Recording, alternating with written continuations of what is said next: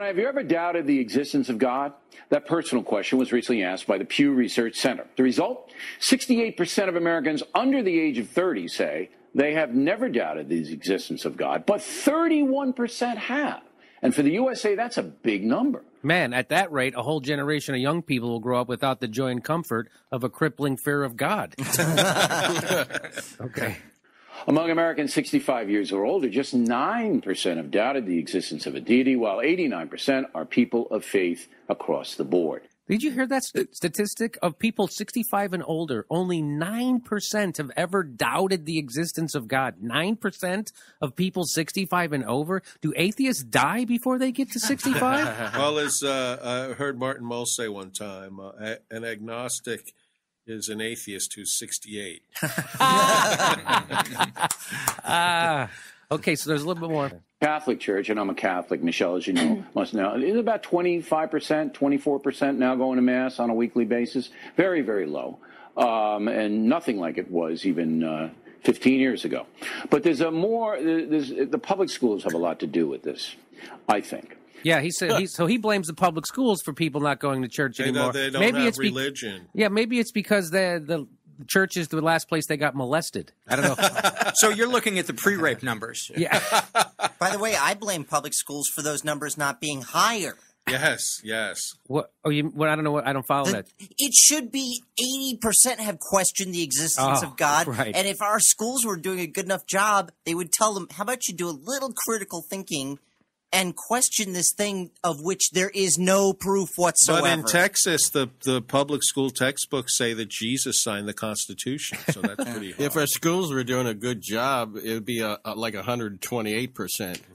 Yes, but you see, right, guys? Am I wrong? If you go to math, Jim, if schools were doing a good job, 80% of the kids would have questioned God, and 40% would not have. That's the same joke in a little different way. Okay, and if our younger generation loses its religious faith, how will they even know which people they're supposed to hate or when to feel ashamed of their pee-pees? That's my biggest question. Okay, so and on the bright side, it gives us one more reason to take teachers' pensions away. That's what I like about it.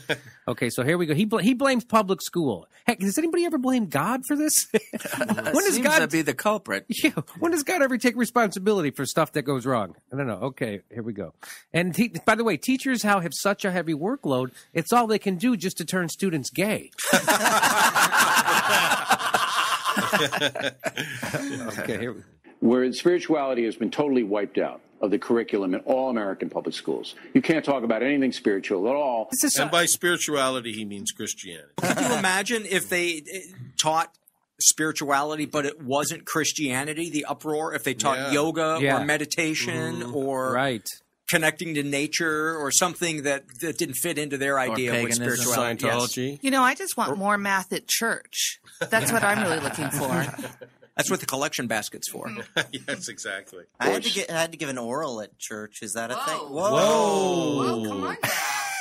Where spirituality has been totally wiped out of the curriculum in all American public schools. You can't talk about anything spiritual at all, or it's church and state, and this, that, and the other thing.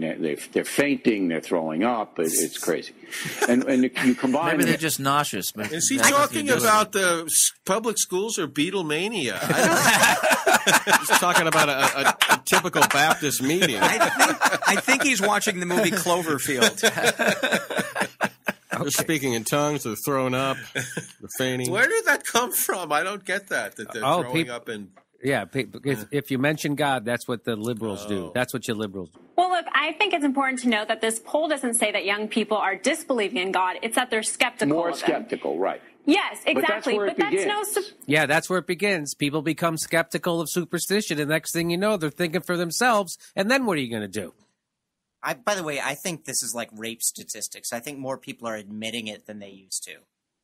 Oh, you mean oh, I see what you're saying. They're skeptical. Used to be that people wouldn't admit that they were skeptical of God, but that's now... a good point. That's no surprise, though.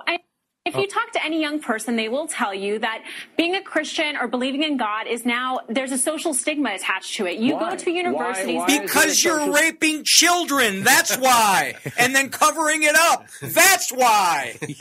Well, you go to universities and professors are telling their students that people who believe in God are Christians, are Republican. That's right. Exactly. And they're the ones who don't believe in science, are destroying the planet. They treat homosexuals as lesser beings. That has an effect. All of this misinformation has an effect on kids. Misinformation? First of all, I think it's information. That's called accurate information. Let's hear her litany again of stuff that they in colleges that they tell kids about the Republican. That's right. Exactly. And they're the ones who don't believe in science. Okay, they don't believe in science. They don't believe they don't believe in evolution, and they don't believe in the science of climate change. Those are the two big scientific issues of our day, and they don't believe in them. Are destroying the planet. They are destroying the planet. They're against environmental laws. They want more drill, baby, drill. Is there a solution to everything? Mm-hmm. They don't want carbon taxes. They don't want cap and trade. They don't want anything that helps the environment. What are you talking about? Okay, ready? They treat homosexuals as lesser beings. They treat homosexuals as lesser beings. They don't want them allowed to be being married. These are all three things that are accurate, and she's saying these are phony reasons why young people turn against Republicans. That's exactly why they do, because those things are all true. I feel like I'm trying to convince you guys who are already convinced. You sold us. Yeah, okay, you guys are... She's telling them that the media is teaching kids who've been molested by priests that kids are being molested by priests.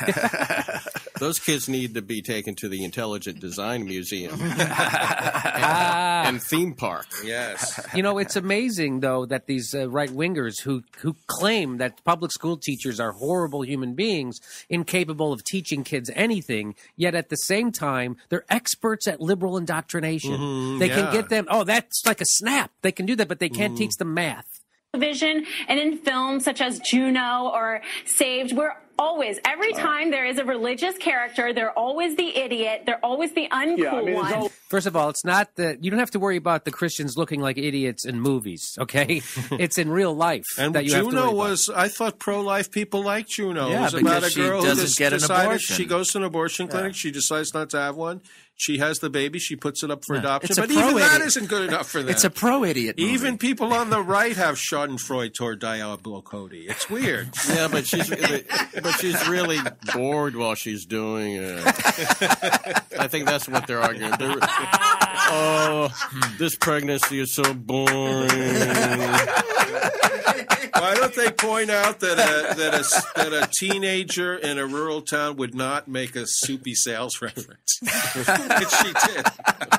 She did? Yes, she did, which made me like the movie, actually. But one of the things, I think, we're seeing more kids go to college. We have so much information out there. And I think, Bill, it's more accepted and less taboo nowadays to question the existence of God and to have such questions. And there's so many sources and resources, not only online, but in books, etc.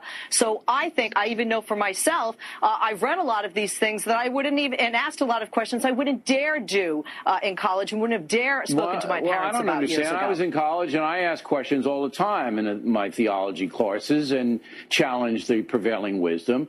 But it. Oh yes. Question he was asking in college was, "Hey, honey, why don't you drink the rest of this Boone's Farm wine?" This is a big question. Does this have to be on the test? Yeah.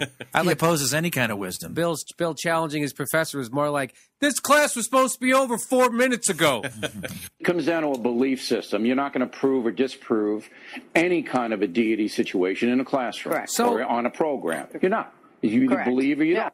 So if you can't disprove the existence of God in a classroom, then what the hell is Bill O'Reilly worried about? That's the obvious question. Am I wrong? Well, Jimmy, frequently, when I teach high school, and every day when we start class, my students, we usually sit down, bow our heads, and we pray to God, and we ask for guidance to question the higher power and if he really exists. Amen. Okay. That's exactly what they think you're doing. That's exactly what they think you're doing. Honest to God, they think you're doing that. And let me just say, if people's religious faith is hanging by a thread anyway, don't blame the atheists for making them doubt it. You know what? If people want to have a religious faith, and this isn't even a joke because it's from personal experience, if you want to have a spiritual faith, become an alcoholic and then go to a 12-step program, because then you'll believe in a higher power.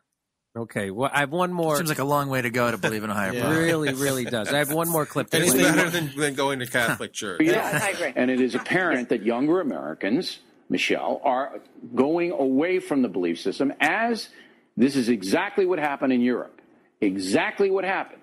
Little by little, they started to go away. And now, even in countries like Italy and France, which used to be very religious countries, is not anymore. And I think that... So that's Bill O'Reilly just letting his viewers stay comfortably afraid of godless Europe. Yeah, I mean, Italy, the Vatican is now just in a room in the back of some guy's apartment.